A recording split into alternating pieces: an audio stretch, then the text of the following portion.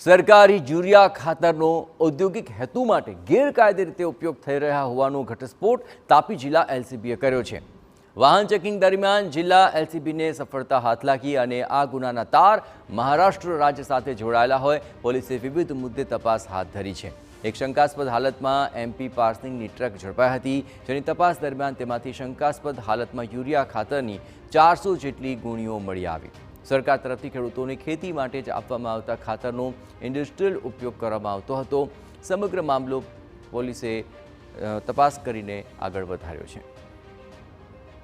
તાલુકાના પાખરી ગામની સીમમાં એક ટાટા ટ્રક બંધ બોડીનો તાડપત્રી ઢાંકેલ રોકવામાં આવેલ અને એને ચેક કરતા તેમાંથી યુરિયા મળી આવેલાનું પ્રસ્થાપિત થયેલ, જે અનુસંધાને ઉચ્છલ પોલીસ સ્ટેશનમાં જાણવાજોગ દાખલ કરવામાં આવેલી અને ત્યારબાદ નમૂનાના સેમ્પલ લઈ આ જે યુરિયા છે એ વેરિફિકેશન માટે મોકલતા એફએસએલ ગાંધીનગર ખાતેથી આ જે યુરિયા છે એ નીમ કોટેડ યુરિયા અને સબસિડી વાળો હોવાનું તપાસ દરમિયાન પ્રસ્થાપિત થતા